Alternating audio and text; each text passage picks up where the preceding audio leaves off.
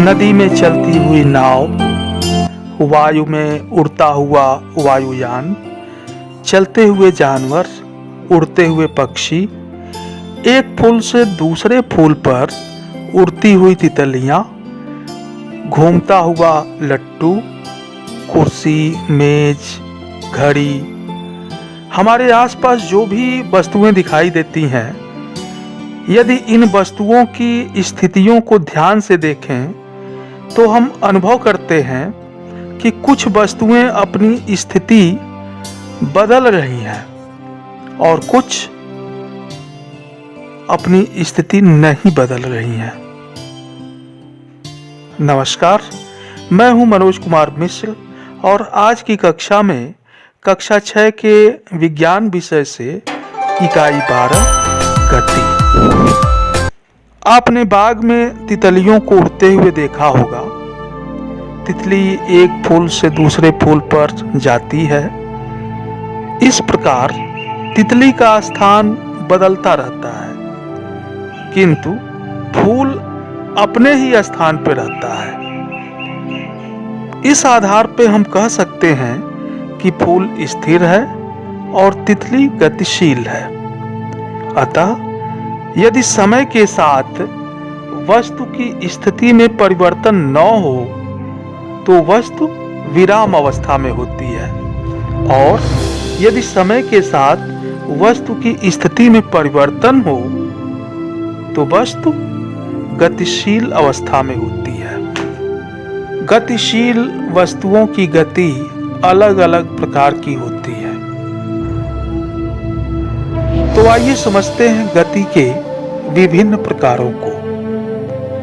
जब कोई वस्तु सरल रेखा में गति करती है तो उसकी गति सरल रेखीय गति कहलाती है। जैसे सड़क पर दौड़ते वाहनों की गति, दौड़ते खिलाड़ी की गति। और जब कोई वस्तु किसी निश्चित बिंदु के चारों ओर एक निश्चित दूरी पर वृत्ताकार मार्ग पर चक्कर लगाती है तो उसकी गति वृत्तीय गति कहलाती है।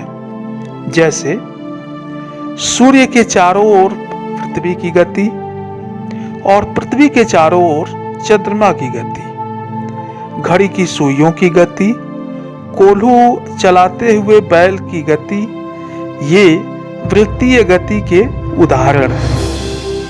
आइए इसको एक क्रियाकलाप से समझते हैं। लगभग 50 सेंटीमीटर लंबी मजबूत डोरी लेते हैं। डोरी के एक सिरे पर पत्थर का एक छोटा सा टुकड़ा मजबूती से बांध देते हैं। डोरी का दूसरा सिरा हाथ में पकड़कर और अपने चारों ओर क्षैतिज तल में घुमाते हैं। अब इस गति का अवलोकन करते हैं। पत्थर का टुकड़ा वृत्ताकार मार्ग पर गति कर रहा है तथा अंगुली से पत्थर की दूरी सदैव समान रहती है। पत्थर की इस प्रकार की गति को ही वृत्तीय गति कहते हैं। अब एक लट्टू को डोरी से लपेटकर घुमाते हैं। लट्टू आपने नचाया ही होगा। लट्टू अपनी धुरी पर घूमने लगता है। इस प्रकार की जो गति होती है उसे हम घूर्णन गति कहते हैं। अतः जब कोई वस्तु अपनी धुरी या अक्ष के चारों ओर घूमती है तो उसकी गति घूर्णन गति कहलाती है। जैसे बर्तन बनाने वाले कुम्हार के चाक की गति, घूमती फिरकी की गति, घिरनी की गति आदि घूर्णन गति के उदाहरण हैं। वृत्तीय गति में वस्तु एक निश्चित बिंदु के चारों ओर गति करती है, जबकि घूर्णन गति में वस्तु अपने अक्ष के परितः गति करती है। आवर्ती गति। विद्यालय में लगी घड़ियों की सुइयों को ध्यान से देखिए या अपने घर पे लगी घड़ियों की सुइयों को ध्यान से देखिए। इसमें प्रत्येक सुई एक निश्चित समय के बाद अपनी गति को दोहराती है। घड़ियों की सुइयों की गति आवर्ती गति कहलाती है। जब कोई गति करती हुई वस्तु एक निश्चित समय के बाद अपनी गति को दोहराती है तो उसकी गति आवर्ती गति कहलाती है। गति का एक प्रकार और देखते हैं। जब कोई वस्तु अपनी मध्य स्थिति के दोनों ओर सरल रेखा में गति करती है तो उसकी गति दोलन या कंपन गति कहलाती है। जैसे झूले में झूलते बच्चे की गति, दीवार घड़ी के पेंडुलम की गति, ये दोलन गति के उदाहरण हैं। आइए इसको एक क्रियाकलाप से समझते हैं। 50 सेंटीमीटर लंबी एक मजबूत डोरी लेते हैं। उसके एक सिरे पर छोटा सा पत्थर बांध देते हैं। डोरी का दूसरा सिरा किसी आधार या स्टैंड से बांधकर लटका देते हैं। अब पत्थर को किसी एक ओर थोड़ा सा खींचकर छोड़ते हैं और पत्थर की गति को ध्यान से देखें। हम देखते हैं कि पत्थर अपनी मध्य स्थिति के दोनों ओर इधर उधर गति कर रहा है।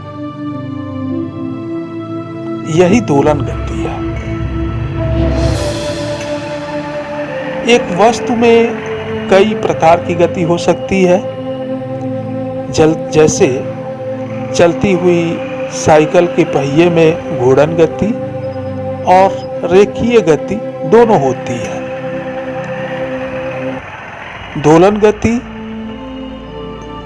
या कंपन गति आवर्ती गति की ही विशेष अवस्थाएं हैं। तो आज हमने गति और गति के प्रकार आपको समझाने का प्रयास किया कि गति क्या है और गति के प्रकार कौन कौन से हैं। तो आपकी बारी। आप अपने घर पर जितनी भी स्थिर व गतिशील वस्तुएं देखे हों उनको सूचीबद्ध कीजिए। सूचीबद्ध करने के पश्चात जो गतिशील वस्तुएं हैं उनके गति के प्रकारों को लिखिए। बस इतना करना है और उसका फोटो खींचकर हमें व्हाट्सएप कीजिए। तो आज की लाउड स्पीकर कक्षा हम यही संपन्न करते हैं। आप सभी का बहुत बहुत